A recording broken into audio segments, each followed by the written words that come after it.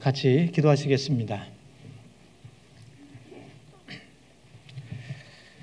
거룩하시고 자비로우신 살아계신 하나님 아버지, 참으로 감사합니다. 주님께서 저희 영혼을 사랑하셔서 우리가 받아야 될 저주와 심판을 예수 그리스도께서 대신 받으시고 십자가에서 죽으시고 부활하심으로 말미암아 우리를 구원해 주신 것을 참으로 감사합니다. 구원해 주셨을 뿐만 아니라 주님의 몸된 교회를 알게 하시고 교회 가운데 거하며 하나님의 복음 안에서 쓰임받고 살아갈 수 있도록 역사해 주신 것 또한 감사합니다. 주님 오실 날 참으로 가까운 시대에 우리가 살고 있음을 잘 압니다. 주님 앞에 섰을 때 부족하지 않도록 또 부끄럽지 않도록 이 땅에서의 삶을 주님께서 늘 지켜주시고 인도해 주시고 도와주셔서 더욱 합당한 모습으로 주님께 영광 돌리며 살아갈 수 있도록 인도해 주시기를 원합니다. 또 이곳에 주님의 몸된 교회를 세워주시고 복음을 전케해 주신 것 참으로 감사합니다. 우리 경주교회를 통해서 이 지역에 아직까지 구원받지 못한 많은 영혼들에게 하나님의 귀한 복음을 전함으로 하나님께 영광이 되는 교회로 더욱 세워주시기를 원합니다. 아직까지 구원받지 못한 주변의 많은 지인들, 이웃들, 친척들, 또 가족들 일일이 주님께서 그 마음을 열어주셔서 하나님 말씀 앞에 나올 수 있도록 도와주시고 또 말씀을 듣는 영혼들에게 지혜와 총명을 더해 주셔서 하나님의 사랑으로 구원받을 수 있도록 함께해 주시기를 원합니다. 이를 위해 먼저 구원받은 우리 형제 자매님들 함께 기도하고 수고하고 희생하는 일에 모두가 다 귀하게 쓰임받을 수 있도록 역사해 주시옵소서.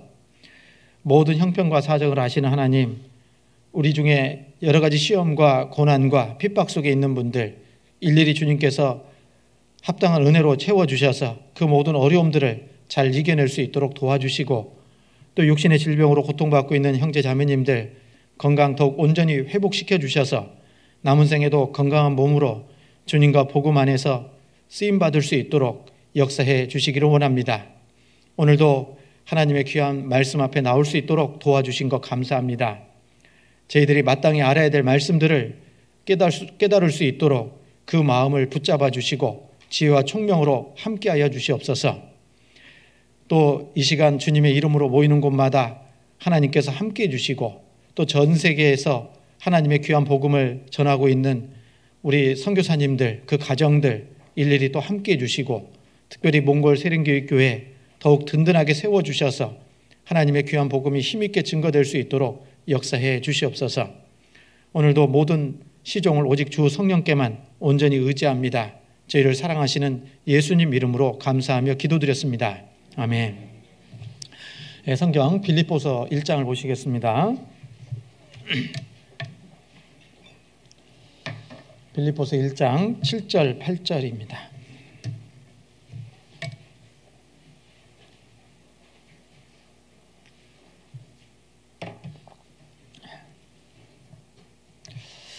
어, 7절 8절 같이 한번 읽도록 하겠습니다. 같이 읽습니다. 내가 너희 무리를 위하여 이와 같이 생각하는 것이 마땅하니 이는 너희가 내 마음에 있음이며 나의 매임과 복음을 변명함과 확정함에 너희가 다 나와 함께 은혜에 참여한 자가 됨이라. 내가 예수 그리스도의 심장으로 너희 무리를 어떻게 사모하는지 하나님이 내 증인이시니라. 여기까지요. 안녕하세요. 평안하셨죠? 저는 보시다시피 안 평안했습니다. 저도 잘 모르는 이제 그 병이죠. 어떻게 보면 고열이고 감기인 줄 알고 이렇게 좀 지냈었는데요. 좀 무리했다라는 느낌이었는데 그래서 면역력도 좀 떨어지고 그래서 좀 감기가 쉽게 왔나 보다 했는데요. 우리 속초 집회 올라갈 때부터 약간의 좀 몸이 좀 이렇게 아프지? 이렇게 몸이 이렇게 다리도 좀 통증이 오지? 이런 느낌이었거든요. 그런데 그 몸에 좀 종기도 좀 난 것 같고 그래서 그냥 몸살 감기겠지 해서 올라가서 속초교회는 집회를 했습니다. 근데 식은땀도 좀 나기도 하고 해가지고 근육통도 좀 있고 해서 집회 중간에는 내려올 수 없잖아요. 그래서 그 약국 가서 좀 몸살 감기 약도 좀 처방이 아니고 그냥 사서 피로회복제도 좀 사서 먹고 그랬는데 쉽게 좀 안 떨어지더라고요. 그래서 속초는 어쨌든 간에 집회는 했습니다. 잘 했습니다. 근데 말씀 중간에 말씀 시작하면 한 10분 정도는 막 식은땀이라고 해야 될까요? 그냥 땀이 이렇게 안경을 타고 내려오기도 하고 되게 좀 그래서 예전 같지 않은 몸이네 이런 그런 생각을 하면서도 어쨌든 맡겨진 일이니까 좀 하고 또 주일날 이렇게 좀 내려왔는데 저녁에 이제 떨어지지 않으니까 열이 밤에 좀 많이 좀 힘들긴 하던데 그래서 하나님 앞에 이렇게 갈 수 있겠구나 이런 생각이 좀 들더라고요. 그래서 아직도 할 일 많은 것 같은데 하나님 지금 가면 안 됩니다. 그래서 가족들도 있고 또 가정도 있고 또 우리 경주교회 식구들도 많이 생각이 나는 가운데 이제 월요일 날 병원에 이렇게 좀 내과를 가서 감기 치료를 받고 싶어서 갔는데 그냥 감기니까 감기라고 생각하고 이렇게 좀 돌아왔는데 그때 이제 마침 저희가 집회 시작을 하는 날이어서요. 그래서 버텨야 될 거 아닙니까? 그런데 워낙 월요일 날, 화요일 날 이렇게 열이 아주 안 떨어져서 응급실에 좀 아침에 좀 갔던 겁니다. 갔더니 응급실에서 정확하게 좀 치료를 해 주셔가지고 찌찌가무시가 난 처음 들었어요. 그래서 찌찌가무시 치료를 이제 일주일간 좀 받았는데요. 우리 형제 자매님들의 그 기도가 또 있었기 때문에 오늘 이 자리에 제가 다시 설 수 있을 거라고 생각이 듭니다. 그래서 이 자리를 빌어서 정말 기도해 주시고 여전히 지금 목이 이렇게 제대로 안 돌아왔죠. 그래도 많이 돌아온 건데 그 염증 수치도 좀 있었고 그 다음에 이제 좀 간 수치가 조금 좀 높아서 간 수치를 낮추는 그 치료를 좀 받고 그리고 어느 정도 좀 떨어져서 제가 알기로는 정상 수치가 한 40에서 50 정도 이렇게 되는데 시작할 때는 한 200 정도 그 다음에 또 열은 내렸는데 염증도 좀 잦아들었는데 최대 600까지 올라갔다고 하더라고요.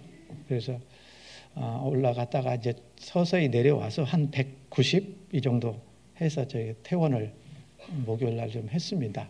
그래서 기도해 주신 거 너무나도 감사드리고요. 그리고 또 하나님께서 할 일이 있으니까 아직은 또 살려주시는 것 같아서 감사를 드리고 이 자리를 빌어서 저를 위해서 기도해 주시고 또 함께 해 주신 모든 분들께 우리 식구들에게 다시 한번 감사를 드립니다. 좀 죄스러운 마음이 큰 것 같아요. 집회인데 외부 강사 모셔놓고 집회하는데 담임 목사가 없는 상태에서 이렇게 집회를 하는 것이 참 저도 처음이고 우리 식구들한테도 좀 처음인 것 같은데 너무 죄송하고 그리고 앞으로도 또 건강관리 더 우리 형제자매께서 잘 하셔서 아프지 마시고 정상적으로 이렇게 신앙생활 잘 했으면 좋겠다 하는 생각이 듭니다. 그래서 병원에 입원하면서 이제 이렇게 자꾸 그 대뇌해지는 찬양이 있잖아요. 은혜라는 찬양 아시죠? 오늘 숨을 쉬는 거 감사 뭐 이런 거 있잖아요. 그래서 정상적으로 생활하고 활동하는 것이 하나님의 은혜였음을 다시 한번 더 생각할 수 있는 그런 시간도 가졌습니다. 어쨌든 너무 감사드리고 주님 오실 때까지 또 주님 앞에 설 때까지 최선을 다해서 또 쓰임 받으면서 살아가야 되겠다 이런 마음으로 또 다짐하는 시간도 좀 가졌습니다. 지난 시간에 이어서 오늘은 그 예수 그리스도의 심장으로라는 그런 말씀을 좀 두 번째 좀 드리고 싶습니다. 지난 시간에 우리가 뭐 어떤 봉사를 하든 간에 어떤 교제를 하든 간에 어떤 마음을 가지고 하느냐가 중요하다고 말씀을 드렸잖아요. 그런데 그 중요한 것 중에 하나가 예수 그리스도의 마음, 여기는 또 빌립보서에서는 예수 그리스도의 심장으로라고 되어 있기 때문에 우리가 주님의 마음을 가지고 봉사하고 교제하는 것이 너무나도 중요하다. 또 전도하는 데 있어서도요, 주님의 마음을 가지고 전도하지 않으면 결코 이렇게 하나님께서 기쁘게 받지 않을 거라고 생각이 듭니다. 그래서 우리가 무엇을 하든 간에 주님의 예수 그리스도의 심장으로 하는 것이 필요하다라는 것을 지난 시간에 말씀을 드렸습니다. 그래서 예수 그리스도의 심장이라는 게 뭘까 생각해 보면 지난 시간에는 제가 눈물 말씀을 드렸잖아요. 그래서 사람의 마음이 눈물로 표현되는 거가 참 많은데 예수님도 성경에 보면 예수님의 마음이 어떤 마음일까 생각할 때 예수님이 그 성경에 보면 공생애 3년 반의 사역을 하시면서 성경에 예수님이 눈물을 흘리셨다라는 표현이 3번 나온다고 말씀을 드렸잖아요. 그 첫 번째가 누가복음에 보면은 예수님이 그 예루살렘 성을 바라보시면서 눈물을 흘리셨다라고 했잖아요.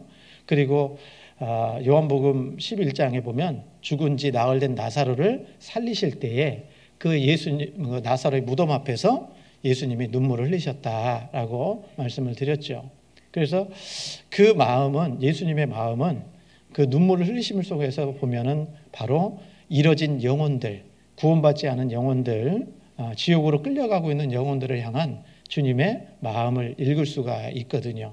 그래서 우리도 주님의 마음을 본받았다면 정말 아직까지 우리 주변에 구원받지 못한 많은 사람들이 있잖아요. 그 영혼들을 위해서 우리가 함께 주님의 마음으로 같이 울어줄 수 있는 마음이라면 그 마음을 변화시켜 주시는 것이 주님이기 때문에 분명히 잃어진 영혼도 건질 수 있을 거라고 생각이 듭니다. 그래서 주님이 가장 그 원하시는 그 마음은, 그 주님의 뜻은 잃어진 영혼이 구원받는 거라고 말씀을 드릴 수 있습니다. 그래서 누가복음 15장에도 양 100마리가 있는데 그 중에 한 마리를 잃으면 찾을까요? 안 찾을까요? 찾죠. 예. 그 99마리가 중요한 것이 아니라 잃어진 한 마리가 더 중요한 거다. 그래서 찾고 찾는다. 그래서 찾으면 그 99마리가 있는 것보다 그 한 마리 찾은 것의 기쁨이 더하다라고 말씀을 하셨잖아요. 그러면서 하나님이 우리에게 주신 말씀이잖아요. 성경 누가복음 15장입니다.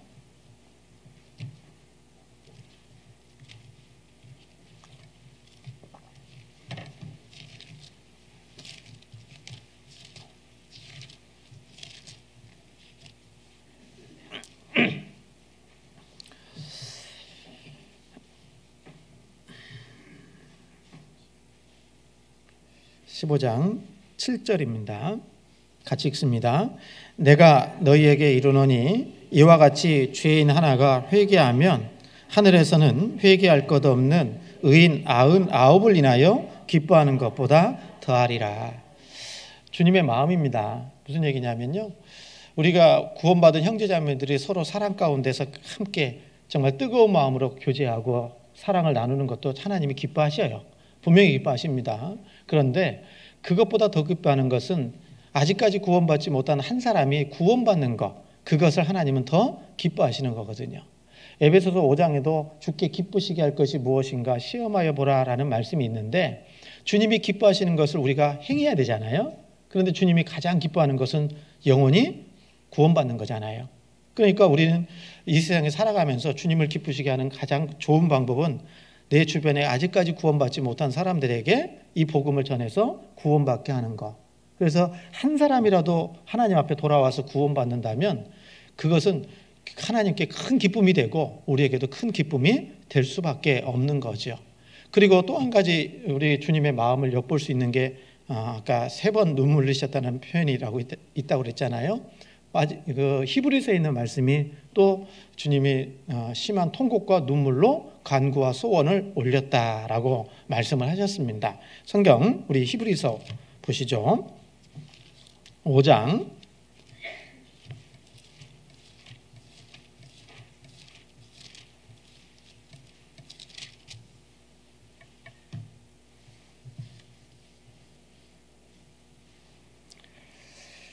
히브리서 5장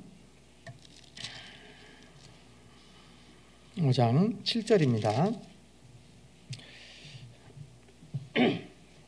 같이 한번 읽겠습니다. 그는 육체에 계실 때에 자기를 죽음에서 능히 구원하실 이에게 심한 통곡과 눈물로 간구와 소원을 올렸고 그의 경외하심을 인하여 들으심을 얻었느니라. 그는 육체에 계실 때에 자기를 죽음에서 능히 구원하실 이에게 그랬거든요. 이 예수님의 33년의 삶 가운데 언제 이런 눈물로 또 심한 통곡과 눈물로 간구와 소원을 올렸을까? 아마 겟세마네 동산에서 예수님이 십자가를 앞에 두고 그렇게 하셨을 거라고 생각이 들어요. 그러니까 예수님은 하나님의 뜻을 이루기 위해서 이 땅에 오셨잖아요. 그죠? 그 하나님의 뜻은 죄인을 구원하는 일입니다. 죄인을 구원하는 것은 말씀으로만 되는 것이 아니라 예수님이 직접 죄인의 죄를 담당하시고 십자가에 피 흘려 돌아가시지 않으면 죄인을 구원할 수가 없죠. 하나님의 뜻을 이루기 위해서는 몸소 예수님이 직접 십자가에 죽으실 수밖에 없는 거라는 겁니다. 그런데 예수님은 완전한 또 사람이시기 때문에 우리가 당하는 고통 그대로 당하시거든요. 그러니까 겟세마네 동산에서 그 십자가를 앞에 두고 기도할 때 정말 주님의 뜻을 이루기 위해서, 하나님의 뜻을 이루기 위해서는 얼마나 많은 간절한 기도가, 눈물의 기도가 필요하지 않았겠습니까? 그래서 기도하실 때 얼마나 간절히 기도하셨는지 이 땀방울이 핏방울처럼 흘렀다라고 말씀을 하시잖아요. 이 모습을 통해서 우리가요, 조금 후에 우리 내년도 임원 이제 세운 분들 발표 드릴 텐데, 하나님께서 맡겨주신 그 일들을 감당하기에는 우리도 눈물과 심한 여기 말씀하신 것처럼 통곡과 눈물의 기도가 필요한 겁니다. 하나님께서 맡겨주셨다고 해서 자연스럽게 그냥 자동적으로 이루어지는 것이 아니라 그것을 이루기 위해서는 우리도 주님의 뜻을 이루기 위해서는 정말 눈물 어린 기도가 필요한 거거든요. 저도 이렇게 복음을 전하는 가운데 가장 기도 제목 중에 하나가 예수 그리스도의 심장을 주시라고, 주님의 마음을 주시라고. 그래서 성도를 섬기든 복음을 전하든 말씀을 앞에서 하든 간에 주님의 마음이 없다면, 주님의 그리스도의 심장이 없다면 성경 고린도전서 13장에 있는 말씀처럼 아무것도 아니라는 거죠.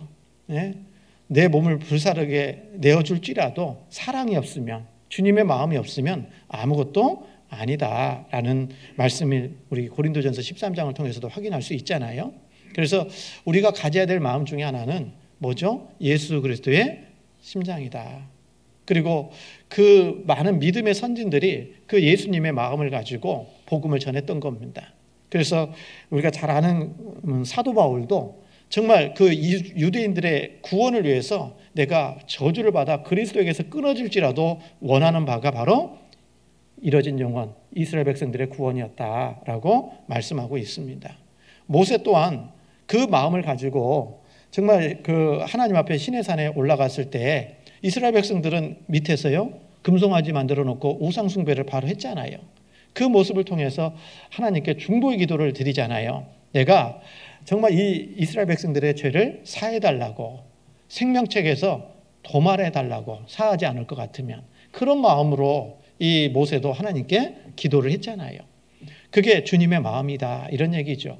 그리고 이 예레미야 또한 50년 넘게 사역을 하면서 정말 이거 예루살렘의 멸망을 정말 심판하여 경고의 말씀을 전하면서도 정말 그 눈물의 선지자라고 얘기하지 않습니까?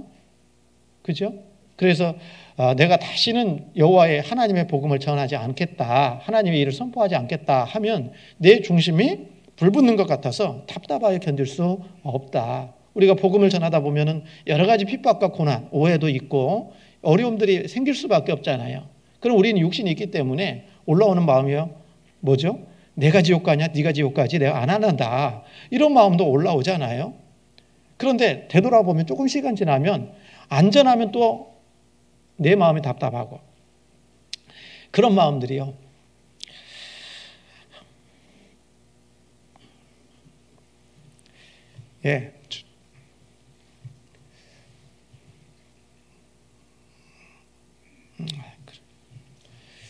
주님의 마음일 거라고 생각이 들어요.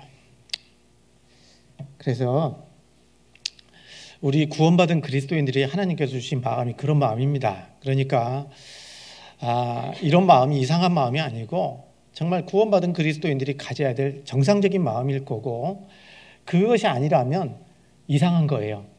여기 우리 지난 시간에도 말씀드렸지만 욥기에 보면은 타조 같은 마음 있잖아요. 타조 같은 마음, 타조, 무정한 마음 있잖아요. 구원받은 그리스도인들이 참 무정하다, 정말 죽어가는 사람을 바라보면서도 아무렇지도 않게 살아간다, 이런 마음은 정말 구원받은 그리스도인의 마음이라고 얘기할 수 있을까 하는 생각을 해볼 수 있다는 겁니다. 우리가 왜 전도합니까? 주님이 그 마음을 주셨기 때문에 그런 거잖아요. 그리고 주님의 뜻을 이루기 위해서도 정말 우리가 간절히 기도해야 되겠다, 주님의 마음을 가지고 전해야 되지 않을까, 이런 생각을 가져봅니다. 그래서 지난 시간에 우리 주님의 마음이라는 게 정말 잃어진 영혼을 건지기 위한 그 간절한 마음이 있다라는 것을 말씀을 드렸습니다. 오늘은 주님의 마음이 어떤 마음일까? 오늘은 예수님의 마음 중에 이 마음을 좀 생각해 보려고 합니다. 성경 마태복음 11장입니다.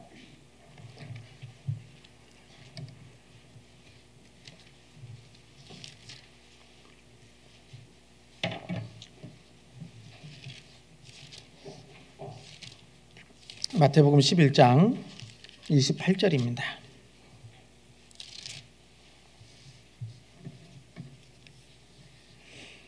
마태복음 11장 28절로 30절까지 같이 읽겠습니다. 수고하고 무거운 짐진 자들아 다 내게로 오라, 내가 너희를 쉬게 하리라. 하는 마음이 온유하고 겸손하니 나의 멍에를 메고 내게 배우라. 그러면 너희 마음이 쉼을 얻으리니 이는 내 멍에는 쉽고 내 짐은 가벼움이라. 여기 28절에 수고하고 무거운 짐진 자들아 다 내게로 오라, 내가 너희를 쉬게 하리라. 수고하고 무거운 짐진 자들아, 여러분 죄인을 초청하시는 주님의 부르심입니다. 그래서 수고하고 무거운 짐 중에 가장 큰 무거운 짐이 뭐예요? 죄짐이잖아요. 죄 때문에 이 세상에 고통도 왔잖아요. 그래서 이 세상의 모든 사람들은 다 이 죄 때문에 수고하고 무거운 인생을 살아가고 있는 거잖아요. 그래서 이 죄짐을 해결해 주실 수 있는 분은 오로지 유일하신 예수님밖에 없는 거잖아요.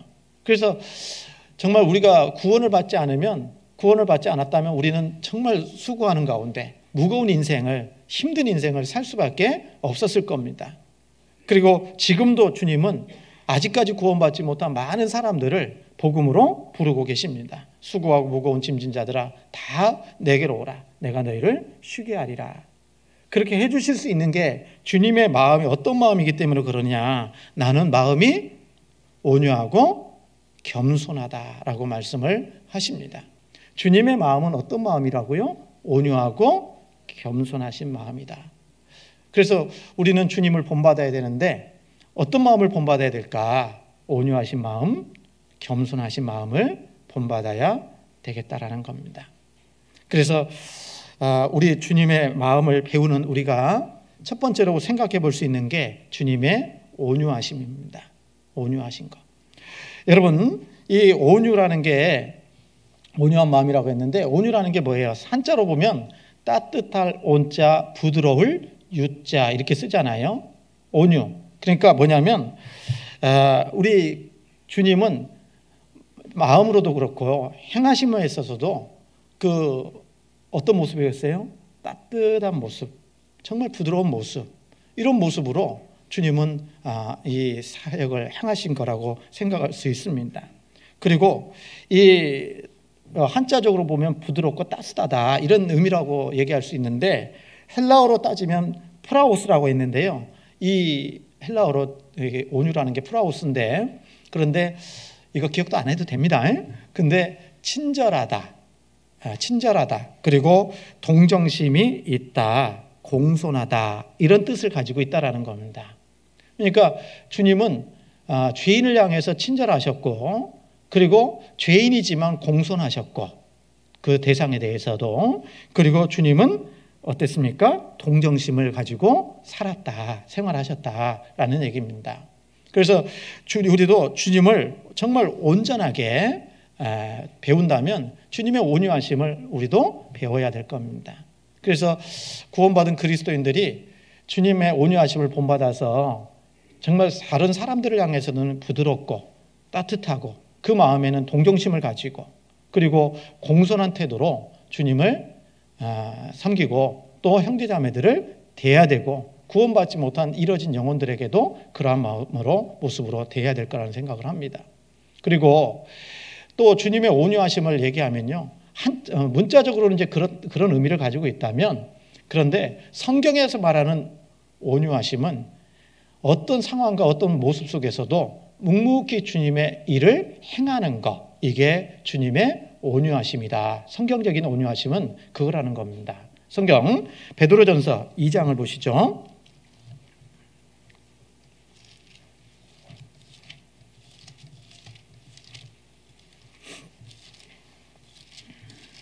베드로전서 2장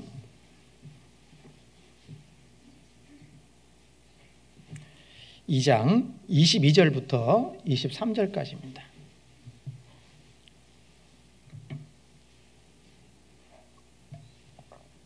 22절로 23절 같이 한번 읽겠습니다.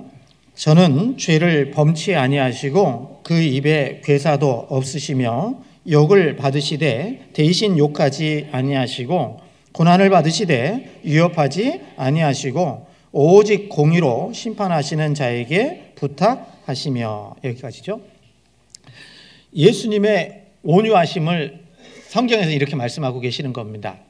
뭐라고 말씀하시냐면 저는 죄를 범치 아니하시고 그 입에 괴사도 없으셨죠. 당연하잖아요. 주님은 죄를 범하지 않으신 분입니다. 그에게는 죄가 없느니라라고 말씀하셔요. 예수님의 이 땅에서의 삶 가운데 죄를 범한 적 한 번도 없습니다. 맞죠? 죄 없으신 예수님이셨어요. 그런데 저는 죄를 범치 아니하시고 그 입에 괴사도 없으셨다. 그런데 그분이 어떻게 됐어요? 십자가에 못 박혀 돌아가시게 되잖아요. 여기 말씀하신 것처럼 23절에 십자가에 돌아가시기 전에 욕을 받으시되 대신 욕하지 아니하시고, 이게 예수님의 온유하심이라는 겁니다. 예수님은 죄가 없는 분이었습니다. 욕 들을 일을 한 적도 한 번도 없습니다. 그런데 사람들은 예수님을 욕했습니다. 우리는 어떨까요? 좀 부끄럽잖아요. 네? 우리가 욕 들으면 어떻게 해요? 같이 내가 욕 10가지 들었으면 20가지는 해버려야지 속이 시원하잖아요. 그것은 우리의 온유함이 부족하다라는 것을, 없다라는 것을 증명하는 겁니다. 그렇잖아요. 그래서 예수님은 욕하지도 않았고 그런데 욕을 받았어요. 우리는 정말 억울한 일이 생기면 막 그걸 해소해 보려고 막 하는 모습도 많이 있거든요. 오해받을 일이 있으면, 오해받는 것이 있으면 그 오해를 풀어보려고 엄청 노력을 하기도 하잖아요. 그런데 그런 모습은 하나님께 맡기지 못하기 때문에 온유하지 못한 모습이라는 겁니다. 성경 예수님 말씀하신 것처럼 여기 욕을 받으시되 대신 욕하지 아니하시고 고난을 받으시되 어떻게 한다고요? 십자가의 고난을 받으셨잖아요. 채찍을 맞으셨잖아요. 주님은 우리 하나님이시라니까요. 말씀 한마디면 12영이나 되는 천사가 와서 그 십자가에 죽이는 그 로마의 병사들도 다 속된 말로 싹쓸이 할 수도 있는 그런 능력을 가지신 분이다, 그 말이에요. 그런데 여기 말씀하신 것처럼 고난을 받으시되 어떻게 했다고요? 위협하지 않았다. 이게 주님의 온유하심이라는 겁니다. 묵묵히 어떤 상황 속에서도 오해를 받든 안 받든 상관없이 묵묵히 주님의 일을 행했던 모습, 이게 주님의 온유하심이라는 겁니다. 그래서 고난을 받으시되 위협하지 아니하시고 오직 공의로 심판하시는 자에게 어떻게 했다고요? 부탁하셨다. 하나님께 맡긴 겁니다. 맡긴 거예요. 그래서 우리도 이렇게 신앙생활 하다 보면은 때로는 이제 욕받을 해서 욕을 받을 수도 있어요. 그런데 그렇지 않고 나는 그냥 하나님 앞에 양심적으로 쭉 살아가는데도 누군가가 오해가지고요, 예? 나를 뭐라고 하네? 그럼 우리는 어때? 직접 찾아가야지. 문 열어줄 때까지 찾아가가지고 문 두드려야 되잖아요. 예? 그리고 선은 이거고 후는 이거다. 막 그 하소연을 해야지만이 속이 시원하잖아요. 근데 하나님 보시기에는 그게 온유하지 않은 겁니다. 온유하지 않은 거예요. 주님의 온유하심은 그런 모습이 아니었다라는 겁니다. 그래서 주님의 온유하심은 뭐라고요? 어떤 상황과 어떤 모습 속에서도 묵묵히 주님의 일을, 자기 일을 행하는 모습, 그게 주님의 온유하심이다라는 겁니다. 그러니까 이 주님의 온유하심을 본받은 사람이 사람으로 따지면 모세입니다. 모세 아시죠? 이 모세는 모세의 온유함이 지면의 모든 사람보다 다 승하더라, 이렇게 말씀을 하고 계시거든요. 성경 민수기 12장을 보시죠.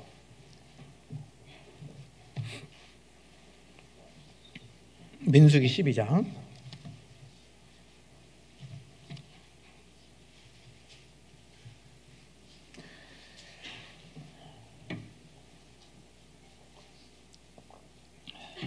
민수기 12장 1절 2절입니다. 졸릴까봐 자꾸 같이 읽자고 하는 거예요. 딴 생각하시면 안 되니까 또 같이 한번 읽겠습니다. 1절 2절. 모세가 구스 여자를 취하였더니 그 구스 여자를 취하였으므로 미리암과 아론이 모세를 비방하니라. 그들이 이르되 여호와께서 모세와만 말씀하셨느냐 우리와도 말씀하지 아니하셨느냐 하매 여호와께서 이 말을 들으셨더라. 여기까지요. 출애굽할 때 모세를 통해서 나왔잖아요. 하나님의 능력 가운데. 그리고 이 모세는 바로의 공주의 아들이라는 그 엄청난, 세상적으로 보면 영광을 얻을 수 있었어요. 얻고 살아왔죠. 그런데 이제 이 모세는 마음속에 뭐가 있었어요? 정체성이라고 하는 거 있잖아요. 자기는 하나님의 백성, 이스라엘 민족이다라는 것을 알고 있었습니다. 왜냐하면 난 지 8일 만에 할례도 받았거든요. 몸에 흔적이 있잖아요. 그죠? 그리고 그 젖대기까지는 모세의 생모가 그를 길렀거든요. 누구죠? 모세의 생모가? 성경 퀴즈 대 한번 해봐야 돼. 요괴벳이잖아요. 그죠? 그래서 젖대기까지는, 이제 우리 한국 사람은 젖을 빨리 떼지만 유대인들은 좀 그때 당시에는 좀 오래 물렸거든요. 그러다 보니까 이 모세가 어렸을 때 유년 시절에는 거의 자기가 이스라엘 백성이라는 거 분명하게 알고 있었던 겁니다. 그리고 이제 바로의 궁에 들어가서 40년 동안 살았던 거예요. 그러니까 자기 정체성은 분명했던 겁니다. 그리고 이제 40세쯤에 이제 외출을 한 거잖아요. 왕궁으로 좀 밖으로 나가보니까 애굽 사람이 그 히브리 자기 동족을 갖다가 핍박하는 모습을 보니까 그거 중재하려고 했다가 사람이 의도적으로 죽인 건 아니지만 죽었습니다. 감췄습니다. 그러다가 그 다음날 또 나가보니까 이제 히브리인들 두 사람이 또 다투고 있는 겁니다. 그러는 가운데 이제 사람 죽인 것이 탄로나니까 저 멀리 미디안 광야로 도망가게 됩니다. 거기에서 목동으로서 또 40년을 훈련을 받게 된 겁니다. 여러분, 하나님의 일꾼들은 훈련받는 과정이 반드시 필요합니다.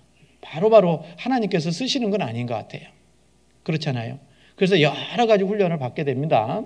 그리고 나이 80에 하나님께서 그를 불렀잖아요. 모세야, 모세야. 저 애굽에 고통받고 있는 그 이스라엘 백성들을 건져내라. 그래서 나이 40살 때는 하나님, 만약에 모세를 하나님 불렀다면 잘 부르셨습니다 했을 텐데, 훈련받고 단련받고 나다 보니까 어떻게 돼요? 나는 못합니다. 하나님이 함께 하시지만 안 됩니다. 이런 아주 낮아진 마음으로 하나님께서 훈련하신 겁니다. 그리고 아론을 붙여서 같이 동행하게 합니다. 그리고 나서 그 미디안 광야 40년 살면서 이 아내를 얻게 되잖아요. 아내 이름이 요게벳 하면 안 돼요. 졸면 요게벳 할 텐데 십보라입니다. 십보라. 그래서 십보라를 아내로 삼고 그리고 이제 애굽에서 나와서 광야 생활을 하게 된 겁니다.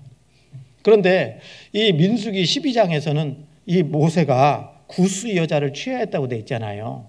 그러면 십보라가 눈 시퍼렇게 뜨고 있는데 살아있는데 구스 여자를 아내로 취했을까요? 모세가? 그건 아닐 겁니다. 아마 이 광야 생활 중간에 이 십보라가 죽은 거예요. 그러니까 구스 여자를 아내로 삼았던 겁니다. 그러니까 이방인이지만 그러나 믿음을 가지고 있는 여자였기 때문에 이 모세도 구스 여자를 아내로 취했던 겁니다. 그렇잖아요. 하나님이 이 여자를 취했다고 아내로 얻었다고 책망한 적이 없습니다. 책망한 적이 없어요. 그런데 상황을 보면은 인간적으로 보면 모세의 누나가 미리암이죠. 그리고 형이 아론이잖아요. 육신적으로 보니까 동생이잖아요. 모세가. 그런데 이방인 여자를 취했네? 잘한 거예요? 못한 거예요? 육신적으로 보니까 이거 해서는 안 될 일을 한 거라고 생각을 한 겁니다.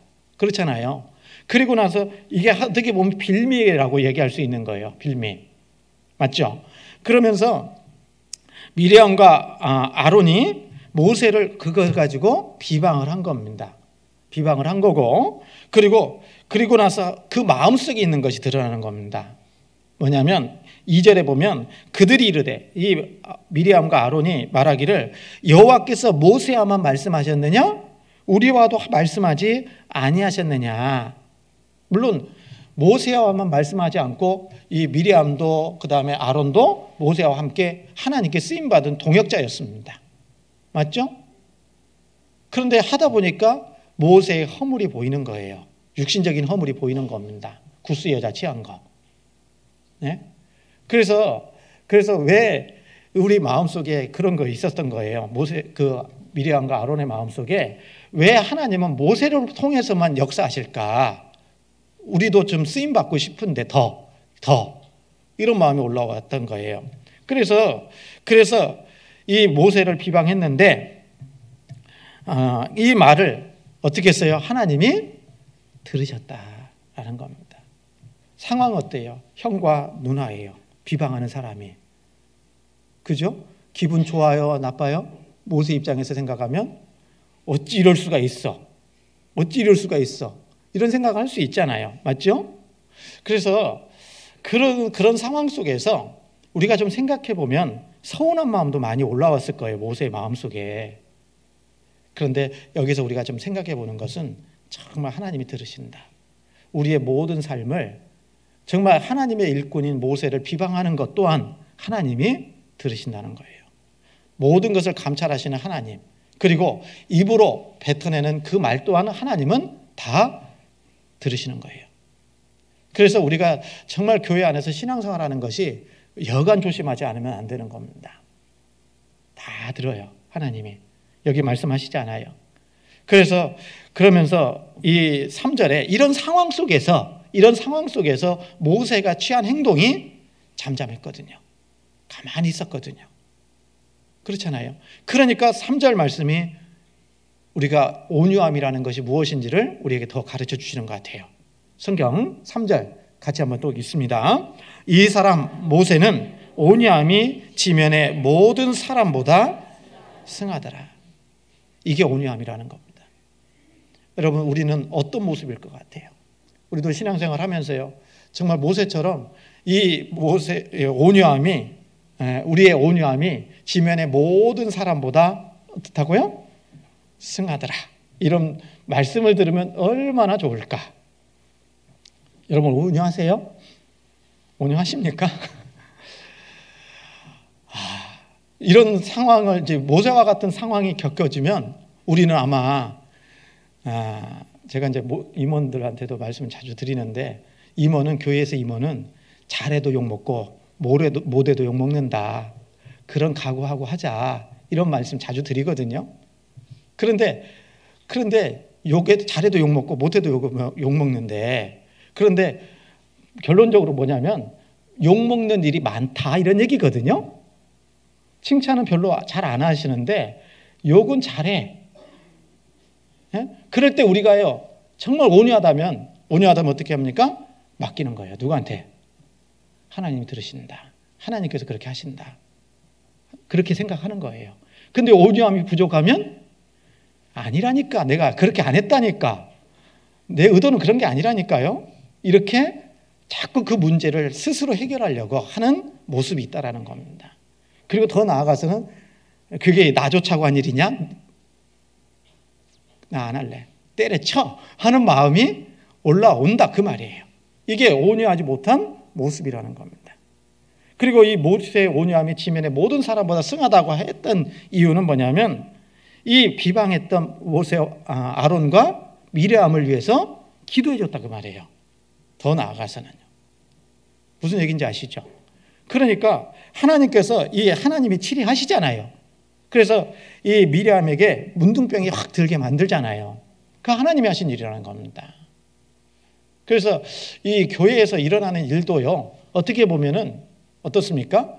내가 이해하지 못하는 일들이 자꾸 일어날 때도 있어요. 또 오해받을 수도 있고요.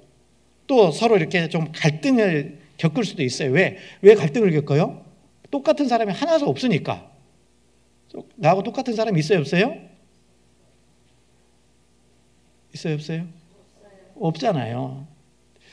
정말 이번에 이제 병원에 입원하면서요. 같은 병실에 이제 5사람이 있었는데요. 정말 좋은 환자 들어오는 것도 복이더라고요. 옆에 사람이. 예? 그렇지 않아요? 그래서 딱 들어갔는데, 이런 얘기하면 그렇지만요. 옆에 환자 얼마나 불쌍해요? 근데 장병에 효자 없다고요. 부인이 와서 이렇게 간병을 하는데, 그날은 왜 이렇게 화가 나셨는지 모르겠어요. 막 저주를 퍼붓듯이 막 환자에게, 남편에게. 그리고 또 옆에 있는 환자, 아주머니끼리 서로 또 잘 맞아요. 나는 좀 기도하고 싶은데, 성경 읽고 싶은데, 에? 계속 두 분이 대화하시니까 머리에 들어와요, 안 들어와요, 성경이? 어찌하여 하니까 옆에 환자가 조금 심해지니까 독방으로 가시더라고요. 그래서 조용해졌어요. 그래서 퇴원하려고 하니까 또 퇴원하는 날 저녁에요. 한 분이 들어오셨는데 계속 욕을 하시는 거예요. 왜 나 퇴원해야 되는데, 일해야 되는데 퇴원 안 시켜주냐고. 나가실 때까지 하는데 제가 기가 좀 시끄러질 정도로 밤새 그렇게 하시는 분. 그래서 옆에 사람 잘 만나야 되겠다. 이런 생각도 좀 해봤습니다. 근다고 제가 간호사실 가가지고 이 환자 좀 바꿔주세요 하기에는 그렇죠. 예? 거기에서 저 배웠습니다. 하나님이 저 분 붙여주신 이유가 있겠지. 예? 또 이런 분도 붙여주신 이유가 있겠지. 그래서 참아야지. 나는 좀 있으면 나갈 사람이니까 기다려야지. 이런 마음이 좀 들더라고요. 그래서 정말 우리가 좀 생각해 보면, 우리 신앙생활 하다 보면 왜 갈등이 생기고 그러냐면 나하고 다르기 때문에 그래요. 형제자매들이 똑같은 사람이 없어요. 다 다르죠. 외모도 다 다르잖아요. 그죠? 시간적으로 바뀌니까, 제가 2주 전만 해도 이런 몰골이 아니었잖아요. 통통했잖아요. 예? 그죠? 그런데 며칠 만에 이렇게 싹 바뀔 수 있잖아요. 그래서 똑같은 사람 없다니까요. 성격 같은 사람 없고요. 우리 교회 안에도 마찬가지입니다. 그러다 보면은 오해도 생길 수 있고 그럴 수 있거든요. 그럴 때 어떻게 해야 될까요? 정말 우리가 온유하다면 어떻게 해야 됩니까? 하나님께 맡기고, 그렇죠? 더 나아가서는 모세처럼 정말 나하고 좀 갈등 관계에 있는 분들에게도 그분들을 위해서도 기도해 줄 수 있는 사람, 그게 온유한 거다 그 말이에요. 안 그러겠습니까? 다 갈등 관계에 있다는 얘기는 아닙니다. 그러나 때로 신앙생활을 하다 보면 그럴 수 있기 때문에 우리가 온유하다면 그분들을 위해서 더 기도하는 것이 필요할 거다라는 겁니다. 그러니까 하나님께서 이 모세의 기도를 들으시고 미리암을 깨끗하게 또 치료해 주시잖아요. 기도를 들어주시잖아요. 그래서 우리가 온유해야 된다, 이런 생각을 해봅니다. 그래서 온유한 사람을 하나님이 쓰시는 겁니다. 온유한 사람을. 그리고 이 바울 또한 얼마나 온유합니까? 바울 또한. 성경 고린도후서 10장을 보시죠.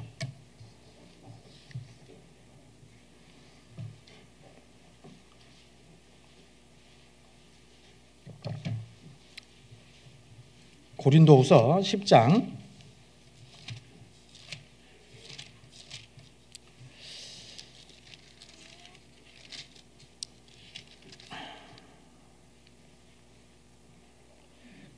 10장 1절입니다. 같이 한번 읽도록 하겠습니다. 너희를 대면하면 겸비하고 떠나 있으면 담대한 나 바울은 이제 그리스도의 온유와 관용으로 친히 너희를 권하고 그랬거든요. 그래서 이 고린도 교회 성도들을 생각하면 사도 바울 마음속에는 어떤 마음이 올라올까요? 참 고마운 분들 그럴까요? 아이고 그런 마음일까요? 아마 그랬을 거예요. 왜냐하면 이 고린도에 가서 사도 바울이 가서 복음을 전해서 교회가 시작이 됐는데 그 영적으로 너무 신앙이 성장이 안 되니까 나눠져 있고 사람을 따라서 그리고 복음 전하는 사도 바울을 비방하고 저는 사도도 아니다.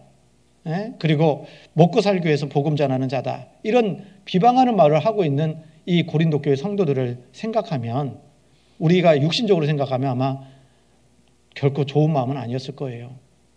그런데 여기 말씀하십니다. 여기 보면 10장 1절에 너희를 대하여 대면하면 어떻게 한다고요? 겸비하고 겸손하고요.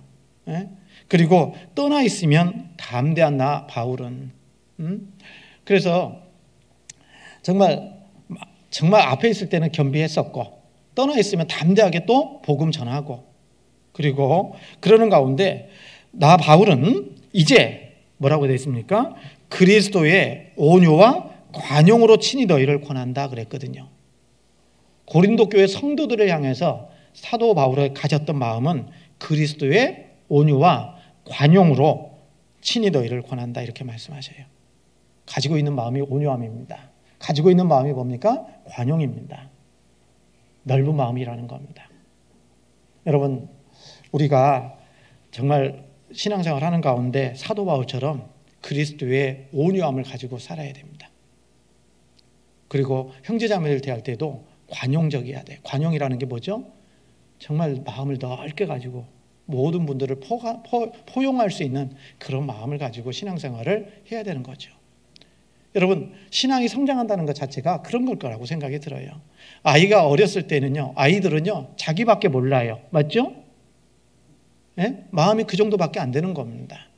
그런데 아이가 성장하면 다른 사람들을 볼 수 있는 마음도 가지고 더 넓게 다른 사람들을 포용할 수 있는 마음을 가지잖아요. 그게 어른이지 않습니까? 우리 신앙생활도 마찬가지 아니겠어요? 신앙이 성장하는 것만큼 자기 중심에서 타인 중심으로 바뀌어야 되고 그렇죠? 그리고 모든 사람들을 다 포용할 수 있는 그런 마음으로 성장이 돼야 됩니다. 그게 신앙의 내적 성장의 모습 아니겠냐고요. 그래서 우리 구원받은 그리스도인들은 사도 바울처럼 예수님처럼 온유함, 그리스도의 온유함이 있어야 되겠다라는 겁니다. 맞죠? 그게 그리스도인이 가져야 될 정말 중요한 마음이라고 얘기할 수 있는 겁니다. 성경 디도서도 보시죠. 디도서 3장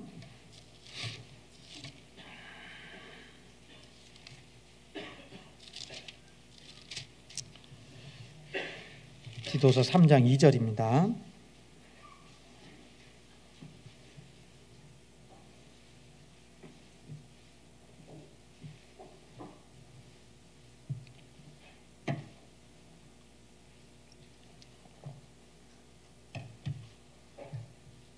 디도서 3장 2절 같이 읽습니다.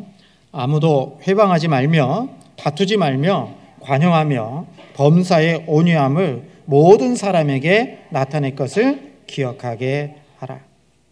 아무도 회방하지 말며 다투지 말며 관용하며 범사의 모든 일에 온유함을 모든 사람에게 나타낼 것을 기억하게 하라. 기억하셔야 됩니다. 뭘 기억해야 돼요? 우리의 온유함을, 여기 말씀하시죠? 온유함을, 그리스도의 온유함입니다. 그 온유함을 모든 사람에게 나타내야 된다. 맞죠? 맞죠?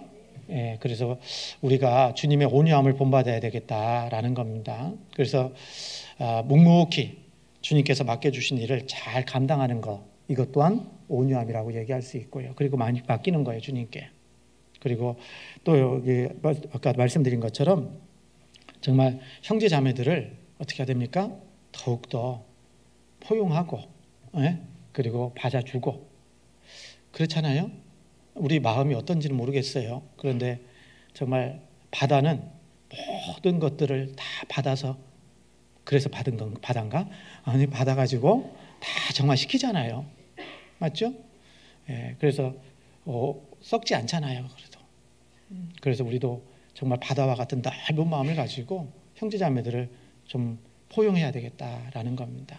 그리고 정말 신앙이 성장하는 것만큼 여러분 어떻습니까? 교회에 정말 여기 말씀드린 것처럼 교회 내에서 자신의 상한 마음과 기분 나쁜 마음, 그리고 형제자매에 대한 불쾌한 마음을 그대로 다 드러낸다면 교회는 하나가 될 수 없을 거예요. 그러지 않습니까? 그래서 이것이 온유하고 반대되는 마음인 거예요. 그러니까 자기 감정 다 드러내는 것은 합당치 않을 겁니다. 나 기분 나쁘다고 얼굴에 써놓고 다니면 안 돼요. 행동으로 그런 모습 보여주면 안 되는 겁니다. 그건 온유하지 못한 모습일 겁니다. 자기 감정을 교회 내에서 느끼는 대로, 있는 그대로 다 드러낸다면 형제 자매들끼리 서로 마음을 상하게 되는 일이 아주 많게 될 겁니다. 주님을 생각하고 참으면 점점 우리 마음도 온유하게 됩니다. 그리고 온유한 사람은 참 대하기가 쉬울 겁니다. 그렇지 않겠어요? 참 저 사람하고 교제하다 보면, 만나서 얘기하다 보면 참 따뜻해져. 내 마음이 참 푸근해져. 편해져. 이러면 사람들이 끌어요, 안 끌어요? 주변에 사람들이 모이거든요. 그런데 저 사람하고 얘기하면 왠지 기분이 상해, 마음이 이상해. 이러면 자꾸 사람들이 멀리할 수밖에 없는 거잖아요. 그렇다고 해서 교회 내에서요, 끼리끼리 하면 안 됩니다. 마음 맞는 사람끼리 모여서 교제하고 그러면 안 됩니다. 여러분, 구역도 이렇게 발표하지만요, 우리 여러분, 전도는요 교회가 같이 하는 거예요. 개인이 열심히 해야 되지만, 그죠? 그러나 교회가 하는 겁니다. 같이 하는 겁니다. 그래서 구역을 나누는 것은 구역끼리만 교제하라는 얘기가 아니라 복음을 전하고 교회를 세우는 일에 그렇게 저게 좀 필요하니까 나누는 것이요. 그리고 모든 일에는 함께 하는 거예요. 아시죠? 그래서 이 구역 모임 하다가 시간이 돼서 다른 구역 가서, 내 구역이 아닌 다른 구역 가가지고 구역 모임 참석했어. 근데 위아래로 훑어본다.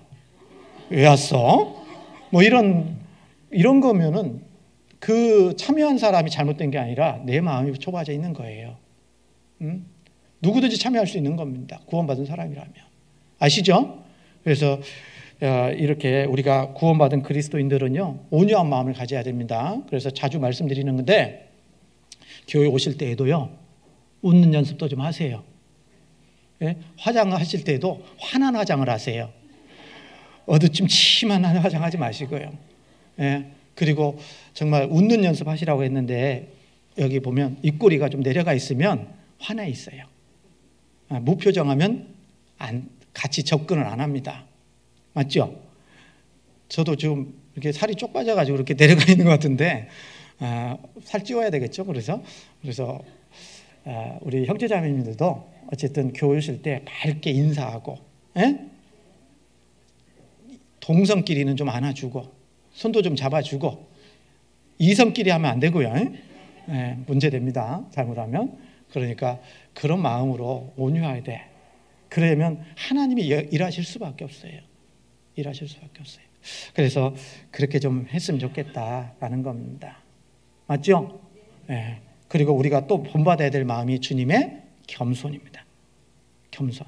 그래서 나는 마음이 온유하고 겸손하니 그랬잖아요. 겸손하니. 여러분, 주님이 어떤 분이라고요? 겸손하신 분이에요. 그래서 이렇게 말씀하시는 겁니다. 빌립보서 2장입니다. 2장.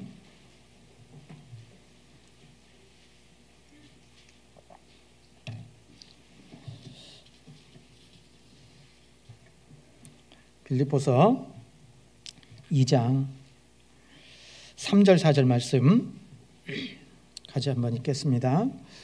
아무 일에든지 다툼이나 허용으로 하지 말고 오직 겸손한 마음으로 각각 자기보다 남을 낮게 여기고 각각 자기 일을 돌아볼 뿐더러 또한 각각 다른 사람들의 일을 돌아보아 나의 기쁨을 충만케 하라. 여기 아무 일에든지 다툼이나 허용으로 하지 말고, 허용이라는 게 헛된 영광입니다. 다시 얘기하면 교회 안에서 교제할 때에도요, 봉사할 때도요, 다른 사람들을 보여주기 위한 봉사는 헛된 영광이에요. 우리 주님이 알아주시면 되잖아요. 맞죠? 그죠? 내가 했는데 꼭 사람이 알아줘야 됩니까? 몰라줘도 되잖아요. 왜? 하나님이 다 보고 계시니까, 알아주실 거니까. 그래서 여기 말씀하신 것처럼 아무 일에든지 다툼이나 허용으로 하지 말고, 여기 또 다툼이라는 것이 있잖아요. 교회에서 절대적으로 있어서는 안 될 일이 다툼입니다. 형제자매들끼리 다투시면 안 됩니다. 예? 구역끼리 싸우면 안 됩니다. 예? 다투시면 안 돼요. 그래서 다툼이 있어서는 하나님의 역사가 나타나기보다는 교회가 나눠져요. 그래서 여기 자주 얘기하는 것 같은데, 주방에서 안 다툽니다. 우리 교회 안 다투는데, 우리 교회 초창기 때 그런 일이 있었다고 그러잖아요. 초창기 때, 신앙이 어릴 때, 간 맞출 때 소금 파냐 간장 파냐. 네. 그게 그때 당시에는 그렇게 컸는가 봐요. 자기가 살아있으니까. 그러니까 뭐야, 간은 간장으로 맞추는 거지. 옳지. 어떤 쪽에서는요, 소금으로 맞춰야지. 이렇게 둘이 나눠져 가지고 싸웠대요. 중요한 겁니까? 안 중요한 겁니까? 맛있기만 하면 되지. 뭐 그게 중요하냐. 간만 맞으면 되죠. 맞죠? 우리 형제님들이요, 저기 오늘도 식사 나올 거잖아요. 교회에서는요, 절대 싱겁네, 짜네 그런 얘기 하지 마세요. 죽어도 욕먹어요. 네? 그냥 짜면 물 좀 섞어가지고 뭐 드시고, 싱거우면 오늘 나 건강을 위해서 이렇게 저염식으로 줬나 보다 생각하고 드시면 돼요. 맞죠? 맞죠? 그런데 그런 것 때문에 다툼이 생기면 안 된다 그 말이에요. 사소한 문제니까. 네? 그래서 이 교회 안에 다툼 생기면 안 됩니다. 네, 딱 저기 그 교회는요, 정말 그 주님 중심이어야 돼요. 주님 중심이라는 말을 다른 말로 얘기하면 말씀 중심이에요. 그리고 하나님께서 세운 일꾼들이 있잖아요, 교회에. 그래서 그 일꾼 중심으로 딱 하나가 돼야 되는 겁니다. 이해 가시죠? 그렇게 해서 하나가 돼서 주님의 일을 하면 교회는 부흥할 수밖에 없는 겁니다. 자, 다툼이나 허용으로 하지 말고, 오직 다툼이 안 생기고 허용이 안 생기려면 어떻게 해야 되냐? 겸손한 마음이 필요한 겁니다. 여러분, 겸손한 곳에는 다툼 없어요. 교만한 곳에 다툼이 있는 거예요. 교만할 때 요란한 겁니다. 예? 그래서 여기 우리도 정말 주님 앞에 겸손을 배워야 되죠. 겸손이라는 건 낮추는 거잖아요. 낮추는 거죠. 얼마만큼 낮출까요? 주님처럼 낮춰야 돼요. 그래서 빌립보서 2장 5절부터 8절까지 같이 한번 읽습니다. 너희 안에 이 마음을 품으라. 곧 그리스도 예수의 마음이니 그는 근본 하나님의 본체시나 하나님과 동등됨을 취할 것으로 여기지 아니하시고 오히려 자기를 비어 종의 형체를 가져 사람들과 같이 되었고 사람의 모양으로 나타나셨음에 자기를 낮추시고 죽기까지 복종하셨으니 그 십자가에 여기까지 낮춘다 그 말이에요. 주님이. 우리 주님이 정말 하나님의 본체, 하나님 자신인데 사람의 모습을 입고 이 땅에 오셨잖아요. 그죠? 사람의 모습으로 오신 것도 겸손한 모습인데 오히려 어디까지요? 죽기까지, 십자가에서 죽기까지 자기를 낮추셨다라는 겁니다. 여러분, 우리는 하나님 앞에서, 사람 앞에서 높아질 이유가 하나도 없습니다. 우리가 구원받은 것도 우리가 잘해서 구원받은 거 아니잖아요. 그죠? 여러분, 우리가 구원받은 것은 너희가 그 은혜를 인하여 믿음으로 말미암아 구원을 얻었나니 이것이 너희에게서 난 것이 아니요 하나님의 선물이라 그랬잖아요. 우리가 잘했기 때문에 구원받았다면 자랑할 것이 있겠지만 우리 주님이 모든 것을 다 죄를 사하는 일을 다 이루셨기 때문에 우리는 그것을 성령의 역사로 또 성령께서 믿게 해주셨기 때문에 우리가 구원받았잖아요. 우리가 한 게 없어요, 실은요. 그렇지 않습니까? 그러니까 우리는 하나님 앞에서나 사람 앞에서나 결코 높일 이유가 없는 겁니다. 우리는 얼마만큼 낮춰야 되냐? 주님만큼 낮춰야 돼요. 주님만큼 낮춰야 된다고요. 그래서 주님만큼 낮추지 않으면 우리는 교만한 자라고 얘기할 수밖에 없을 겁니다. 그게 주님의 겸손함입니다. 그래서 여러분, 우리는 형제 자매들보다 조금 더 낫다? 이런 거 없습니다. 그런 마음이 교만한 거예요. 앞에서 일하든 뒤에서 따라오든 간에 모든 형제 자매들은 나보다 훨씬 더 훌륭하시다, 낫다, 이런 마음을 가지고 신앙생활을 해야 될 겁니다. 그렇지 않을까요? 저는 뭐 형제 자매들보다 더 나아서 이 자리에 서 있는 거 아닙니다. 저도 똑같은 사람이에요. 안 그렇습니까? 오히려 더 못할 수도 있습니다. 그런데 맡겨졌으니까 하는 거예요. 맡겨졌으니까. 그리고 지금 말씀을 드리지만 저도 저 자신을 저에게 하는 말입니다. 하나님께서 저에게 주시는 말씀이라고 생각을 하고 나 오늘 말씀 제목처럼 겸손해야 되겠다, 온유해야 되겠다, 이런 마음을 가지고 말씀을 드리는 겁니다. 다른 우리 형제자매들에게 말씀을 드리지만 실은 저에게 먼저 지금 말씀하고 있는 거예요. 하나님께서. 그렇잖아요. 그래서 우리 마음이 결코 높아져서는 안 될 겁니다. 맞죠? 하나님은 교만한 자를 물리치시고 겸손한 자를 쓰십니다. 그러니까 하나님께 쓰임 받으려면 우리 자신을 겸손하게 낮추셔야 됩니다. 정말 낮추셔야 됩니다. 그래서 하나님께서 쓰신 사람, 사도 바울 얼마나 겸손했습니까? 사도 바울은요, 유대인 중에서도 정통 유대인이라고 얘기할 수 있어요. 바리새인 중에 바리새인이고 율법으로는 흠이 없었고 난지 8일 만에 할례 받았고, 그렇잖아요. 가말리엘 문화에서 공부했던 사람입니다. 가말리엘 문화가 뭐냐면요, 요즘 말로 얘기하면 최고의 학문을 배웠던 사람이 바로 사도 바울입니다. 이해가십니까? 얼마나 유능했습니까? 얼마나 사도 바울 따라갈 수가 없어요, 실은요. 육신적으로도 보면. 근데 그 사도 바울이 뭐라고 얘기했습니까? 나는 지극히 성도 중에 지극히 작은 자보다도 더 작은 나라고 말씀하셨어요. 그렇지 않습니까? 사도 중에 지극히 작은 자다. 사도라고 부름받기에도 감당치 못할 사람이다. 디모데전서 1장에서는 뭐라고 했습니까? 죄인 중에 괴수라고.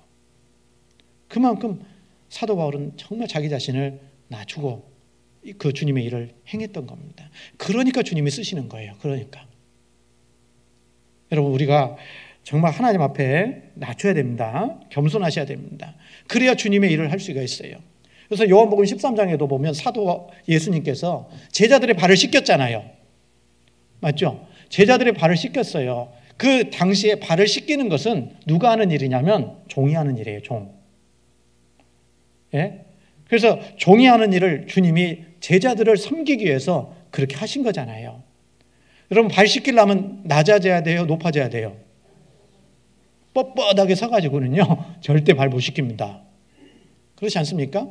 우리 마음이 정말 낮아지지 않으면 올바른 섬김의 삶을 살아갈 수도 없을 겁니다. 그래서 여러분, 우리 주님이 제자들의 발을 씻겨주시고 하신 말씀이 뭡니까? 너희가 나를 주와 선생이라고 하지 않느냐? 맞다. 그런데 너희도 서로 발을 씻기기 위해서 내가 본을 보였다라는 겁니다. 이해 가시죠? 이해 가시죠? 여러분, 방금 이해라고 했는데 영어로 이해가 뭐예요? understand입니다. understand. understand가 뭐예요? 이해하다 그러잖아요. 이해가 되려면 어떻게 해야 됩니까? 아래서 해야 돼요. 겸손하지 않으면 이해가 안 되는 거예요. 무슨 얘기냐면요, 우리가 하나님의 뜻을 알고 행하려면 겸손해져야 돼요. 알고 행하려면. 맞죠? 결코 하나님은 교만한 사람에게 하나님의 뜻을 알려주지 않습니다. 여러분, 그래서 우리는 주님 앞에 정말 겸손해야 됩니다. 예? 우리 청년들은 더 겸손하셔야 됩니다. 왜냐하면 안다고 생각하거든요. 혈기왕성하니까. 저도 그랬어요. 청년 때. 저것도 몰라? 저렇게 안 하네? 이런 판단하고 생각하는 것들이 참 많았던 것 같아요. 그런데 지내놓고 보니까요, 얼마나 그게 교만했던 건지 알게 되더라고요. 맞죠? 우리는 하나님 앞에 정말 겸손해야 됩니다. 베드로전서입니다. 베드로전서 5장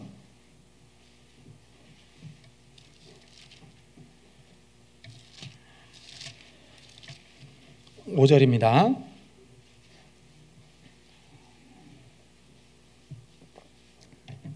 베드로전서 5장 5절 같이 한번 읽도록 하겠습니다. 젊은 자들아, 이와 같이 장로들에게 순복하고 다 서로 겸손으로 허리를 동이라.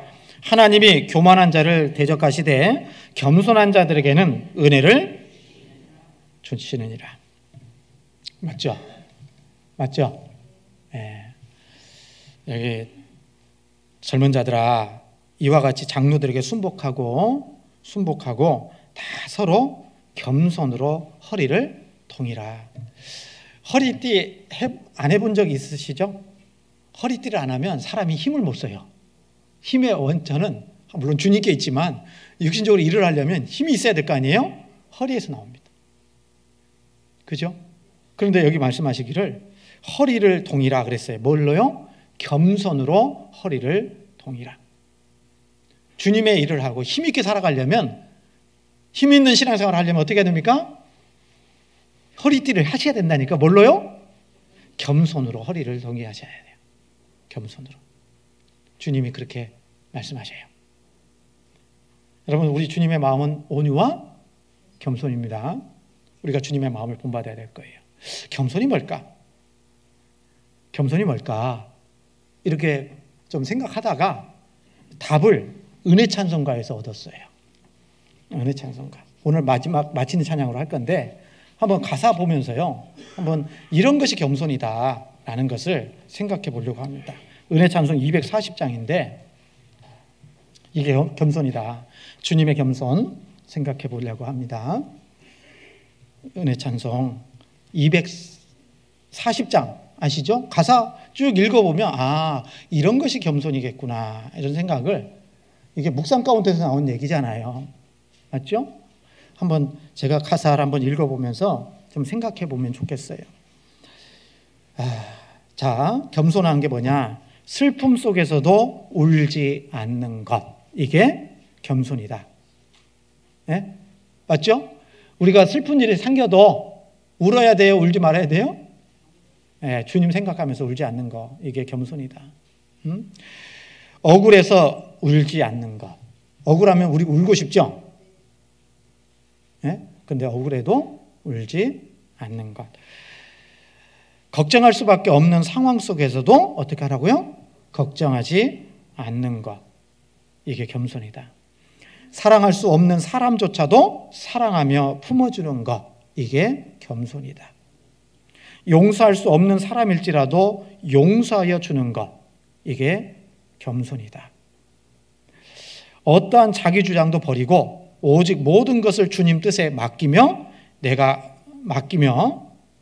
강한 것이 아니라 주가 강함을 보여주는 것이 진정한 겸손이다. 이게 겸손이랍니다. 맞죠? 한번 좀 묵상을 해보시면 좋겠어요. 나는 정말 겸손한 사람일까 아닐까? 2절입니다. 참을 수 없어도 화내지 않고 끝까지 인내하는 것, 이게 겸손이다. 감사할 수 없는 그런 조건에서도 감사하며 사는 것, 이것이 겸손이다. 칭찬이나 비난 가운데에서도 침묵하며 살아가는 것, 이것이 겸손이다. 말씀 순종하기 어려울지라도 믿음으로 순종하는 것, 이것이 겸손이다. 여기 아까 읽었죠? 그리고 그 밑에 보면 겸손은 겉사람이 드러나지 않고 속사람이 드러나는 것. 하나님과 가장 가까운 사람이 바로 어떤 사람이요? 겸손한 사람이다. 하나님을 멀리하는 사람은 교만한 사람이에요. 맞죠? 왜요? 하나님은 그만큼 겸손하신 분이기 때문에 겸손한 자가 하나님을 가까이 할 수 있기 때문에 그럴 겁니다. 여러분, 이 찬송을 보면서요, 정말 이게 겸손이구나. 겸손이라는 단어 자체가 좀 실체가 없는 것 같은 느낌이었는데, 이런 가사를 보면서 이런 모습이 진정한 겸손의 모습이겠구나. 우리가 겸손을 실천하려면요, 겸손한 모습으로 살아가려면 정말 형제자매들 앞에서 높이지 말고 이런 구체적으로 이렇게 좀 살아갔으면 좋겠다 하는 마음을 가집니다. 그래서 우리 주님의 마음은 온유와 겸손의 마음이시다, 이렇게 얘기할 수 있습니다. 기도하겠습니다. 저희를 사랑하시고 늘 함께해 주시는 거룩하신 하나님, 참으로 감사합니다. 주님께서 능력과 사랑과 지혜로 저희들을 이끌어 주시고 또 날마다 필요한 말씀으로 양육해 주시는 것 감사합니다. 오늘 말씀을 통해서 우리가 가져야 될 주님의 마음, 온유와 겸손에 대해서 또 생각해 봤습니다. 더욱더 우리에게 예수 그리스도의 심장을 더욱 풍성하게 부어주셔서 남은 생에도 주님과 복음을 위해서 힘있게 살아갈 수 있도록 인도해 주시옵소서. 오후에 있는 모든 일정 가운데서도 주님이 함께해 주시고 지켜주시옵소서. 주 예수님 이름으로 감사하며 기도드렸습니다. 아멘.